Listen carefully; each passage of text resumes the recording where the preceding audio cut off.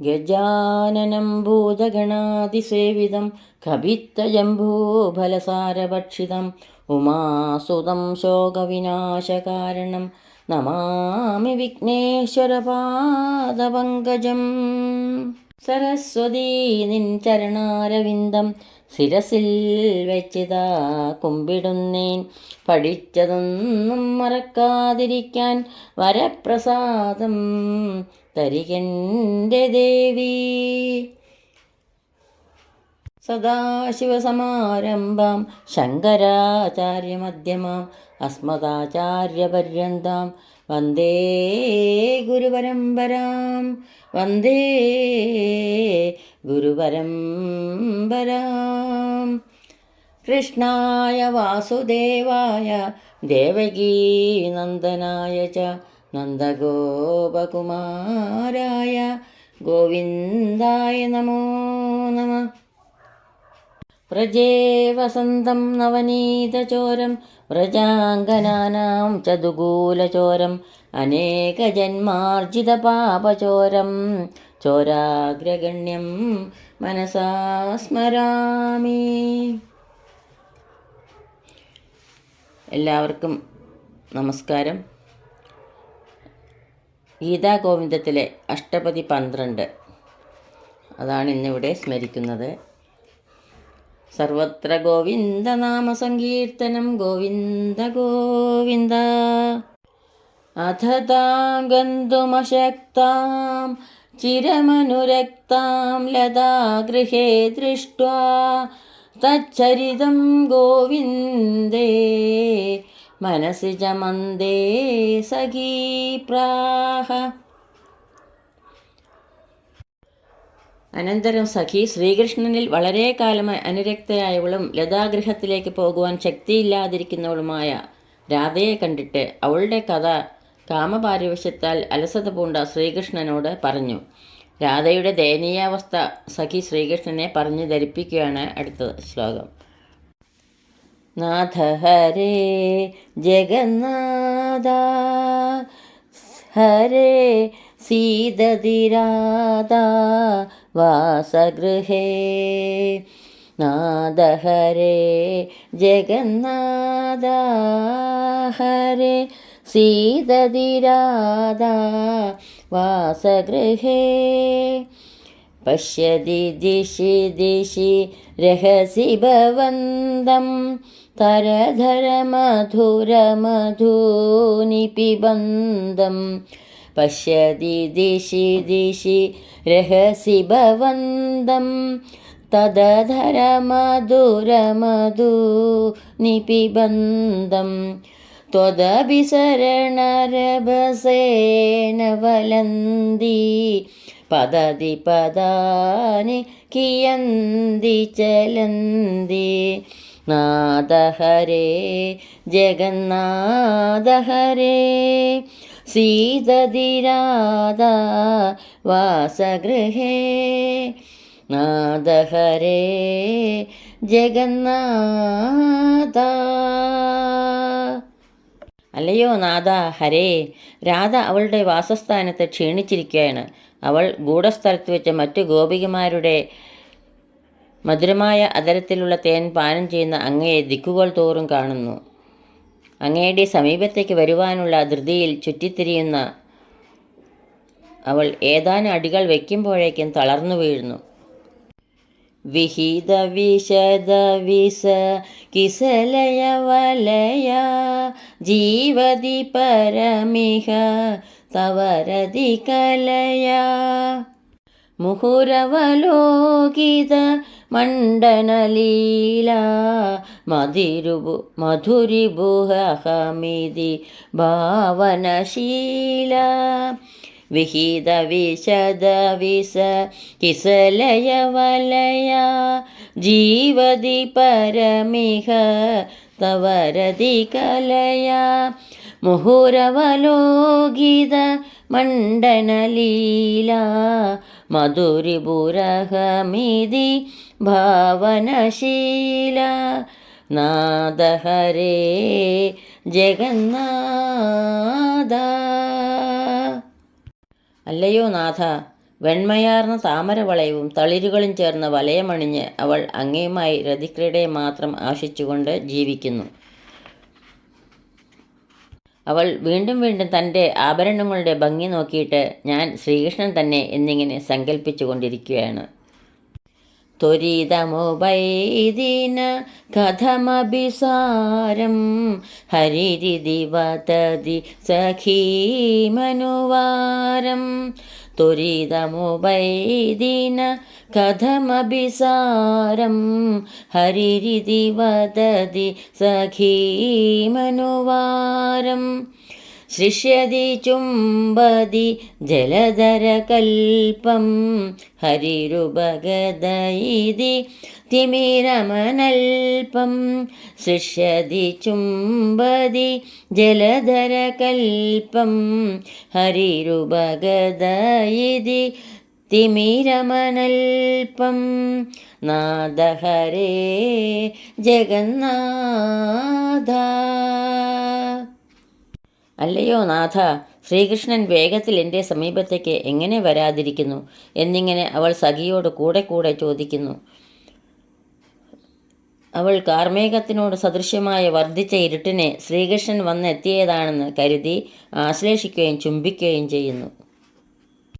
ഭവതി വിളംബിനി വികളിതലജ്ജാ വിലപതിരോദിതി വാസകസജ്ജാ.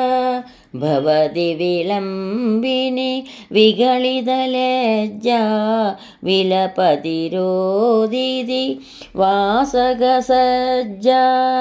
ശ്രീജയദേവകവേരിതമുദിതം രസികജനം തനു ദാമതിമുദിതം. ശ്രീജയദേവകവേരിതമുദിതം രസികജനം തനുദാമതിമുദിതം. നാദഹരേ ജഗന്നാഥഹരേ സീതതിരാധ വാസഗൃഹേ. നാദഹരേ ജഗന്നാഥ.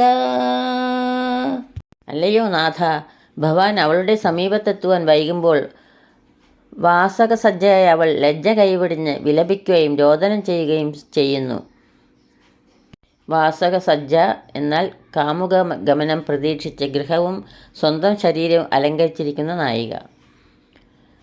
ശ്രീജയദേവ കവിയിൽ നിന്ന് ഉത്ഭവിച്ച ഇത് ശൃംഗാര ഭക്തിരസപ്രധാനികളായ ജനങ്ങളെ ഏറ്റവും സന്തോഷിപ്പിക്കട്ടെ. ഇനിയുള്ള 2 ശ്ലോകങ്ങൾ രാധയുടെ സ്ഥിതി തന്നെയാണ് വർണ്ണിച്ചിട്ടുള്ളത്. വിപുലപുളകപാളീ സ്ഫീതശീൽക്കാരമന്തർ ജനിതജഡിമകാകുവ്യാകുലം വ്യാഹരന്തി തവ കിതവ വിദത്തെ മന്ദകന്ദർപ്പചിന്താ രസജലനിധിമഗ്നാ ധ്യാനലഗ്നാ മൃഗാക്ഷി. കാമവിചാരമാകുന്ന സമുദ്രത്തിൽ മുങ്ങിയവളും ധ്യാനത്തിൽ ലയിച്ചവളും മാൻകണ്ണാളുമായി രാധ ദേഹമാസകലം രോമാഞ്ചത്തിൽ ആണ്ടും ശക്തിയായി സീൽക്കാരം പുറപ്പെടുവിച്ചുകൊണ്ടും ഉള്ളിലുള്ള മരവിപ്പിനാലും കാമപാരവശ്യത്താലും ഹേ ചതിയ മന്ദബുദ്ധേ എന്നിങ്ങനെ പുലമ്പിക്കൊണ്ട് അങ്ങയെ ചിന്തിച്ച് കഴിയുന്നു.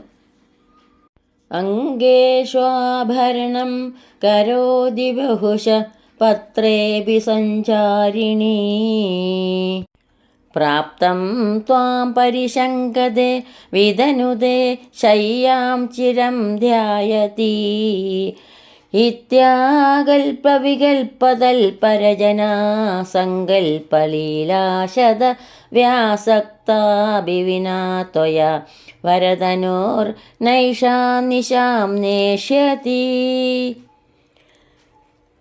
സുന്ദരിയായ രാധ അംഗങ്ങളിൽ പലവട്ടം ധാരാളം ആഭരണങ്ങൾ അണിയുന്നു. സഞ്ചരിച്ചു കൊണ്ടിരിക്കുമ്പോൾ ഇലകളുടെ ശബ്ദം കേട്ടിട്ട് പോലും അങ്ങ് എത്തിച്ചേർന്നുവെന്ന് ശങ്കിക്കുന്നു. കുറേനേരം ചിന്തിച്ചിരുന്ന ശേഷം മെത്ത ഒരുക്കുന്നു. ഇപ്രകാരം ആകൽപ്പം വികൽപ്പം തൽപരചന എന്നിങ്ങനെ സങ്കല്പത്തിലുള്ള ഒട്ടനേകം ലീലകളിൽ തൽപരയാണെങ്കിലും അങ്ങില്ലാതെ ഈ രാത്രി അവൾ കഴിക്കുകയില്ല. ഈ രാത്രി അവൾക്ക് കഴിക്കാൻ ശക്തയല്ല. ഈ അവസാനത്തെ ശ്ലോകം മംഗളം നേരുന്ന കവിവാക്യമാണ്. കിം വിശ്രാമ്യസി കൃഷ്ണഭോഗിഭവനേ ഭാണ്ഡീരഭൂമിരുഹി ഭ്രാത പാന്ത ന ദൃഷ്ടിഗോചരമിത സാനന്ദനന്ദാസ്പദം രാധായ വചനം തദദ്വകമുഖാനന്ദാന്തികേ ഗോപതോ ഗോവിന്ദസ്യ ജയന്തി സായമതിഥി പ്രാശസ്ത്യഗർഭാഗിര. അല്ലയോ വഴിയാത്രക്കാരനായ സഹോദര, അങ്ങ് കൃഷ്ണസർപ്പത്തിൻ്റെ ആവാസസ്ഥാനമായ ഭാണ്ഡീരം എന്നു പേരായ ഈ പേരാൽ മരത്തിന് ചുവട്ടിലിരുന്ന് വിശ്രമിക്കുന്നത് എന്തിനാണ്? ഇവിടെ നിന്ന് നോക്കിയാൽ സുഖമായി താമസിക്കുവാൻ സൗകര്യമുള്ള നന്ദഗോപഗൃഹം കാണുന്നില്ലേ? ഇപ്രകാരമുള്ള രാധയുടെ വാക്കുകൾ പാന്തൻ വൈകുന്നേരം നന്ദഗോപനോട് പറയുന്നതിനെ മറയ്ക്കുവാനായി ശ്രീകൃഷ്ണൻ അതിഥി പ്രശംസാപരമായി പറഞ്ഞ വാക്കുകൾ സർവോത്കർഷേണ വിജയിക്കുന്നു. ഭാണ്ഡീരമരത്തിൻ്റെ ചുവട്ടിൽ കൃഷ്ണനുമായി രമിക്കുവാനുള്ള സങ്കേതം കണ്ടിരുന്ന രാധ അവിടെ എത്തിപ്പെട്ട പാന്തനെ അകറ്റുവാനായിട്ടാണ് അദ്ദേഹത്തിന് നന്ദഗൃഹത്തെപ്പറ്റി പറഞ്ഞു കൊടുത്തത്. ഈ രാധാവചനങ്ങൾ അദ്ദേഹം നന്ദഗോപനോട് പറഞ്ഞിട്ടുണ്ടാകും എന്ന് കരുതിയ കൃഷ്ണൻ പിന്നീട് രാധയോടുകൂടി അവിടെ ചെല്ലുമ്പോൾ അത് നന്ദഗോപൻ ഓർമ്മിച്ച് ചോദിക്കാതിരിക്കാനായി വിഷയം മാറ്റുവാൻ ശ്രമിച്ചുകൊണ്ട് അതിഥി സൽക്കാരത്തിൻ്റെ മഹത്വത്തെക്കുറിച്ച് പറഞ്ഞ് ഫലിപ്പിച്ചു. ഇതോടുകൂടി 6-ാം സർഗത്തിൽ സോത്കണ്ഠ വൈകുണ്ഠം എന്ന അഷ്ടപതി 12 ഇവിടെ അവസാനിക്കുന്നു. സർവത്ര ഗോവിന്ദനാമ സങ്കീർത്തനം ഗോവിന്ദ ഗോവിന്ദ. ഈ ശ്ലോകങ്ങളാവുന്ന അക്ഷരപ്പൂക്കൾ പൊന്നു ഗുരുവായൂരപ്പൻ്റെ പാതാരവിന്ദങ്ങളിൽ ഭക്തി ആദരപൂർവം സമർപ്പിക്കുന്നു. സർവത്ര ഗോവിന്ദനാമ സങ്കീർത്തനം ഗോവിന്ദ ഗോവിന്ദ. യദക്ഷരപദഭ്രഷ്ടം മാത്രാഹീനം ത്വയേദ്ഭവേത് തത്സർവം ക്ഷമ്യതാം ദേവ നാരായണ നമോസ്തുതേ നാരായണ നമോസ്തുതേ. കായേന വാചാ മനസേന്ദ്രിയൈർവാ ബുദ്ധ്യാത്മനാ വാ പ്രകൃതേ സ്വഭാവാത് കരോമി യത് സകലം പരസ്മൈ നാരായണായേതി സമർപ്പയാമി. സർവം നാരായണായേതി സമർപ്പയാമി. സ്വസ്തി പ്രജാഭ്യ പരിപാലയന്താം ന്യായേണ മാർഗേണ മഹീം മഹീശ ഗോബ്രാഹ്മണേഭ്യ ശുഭമസ്തു നിത്യം. ലോകാ സമസ്താ സുഖിനോ ഭവന്തു ലോകാ സമസ്താ സുഖിനോ ഭവന്തു. എല്ലാവർക്കും ശാന്തിയും സമാധാനവും ഭഗവത് ഭക്തിയും പൊന്നു ഗുരുവായൂരപ്പൻ്റെ അനുഗ്രഹവും എപ്പോഴും ഉണ്ടാകട്ടെ എന്ന് പ്രാർത്ഥിക്കുന്നു.